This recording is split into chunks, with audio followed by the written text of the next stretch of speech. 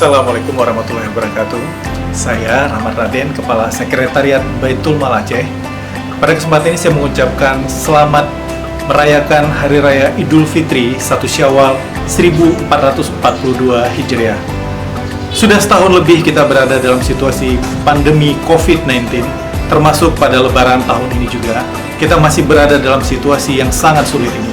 Saya selaku Kepala Sekretariat Baitul Mal Aceh, untuk ikhtiar kita bersama menginstruksikan kepada seluruh jajaran Baitul Mal Aceh untuk tidak mudik atau pulang ke kampung pada Lebaran tahun ini. Untuk menjaga silaturahmi, silahkan menggunakan teknologi yang ada di tangan kita masing-masing pada saat ini. Semoga kita semua bisa kembali fitrah di hari yang fitri ini. Minal aidin wal faizin, mohon maaf lahir dan batin. Assalamualaikum warahmatullahi wabarakatuh.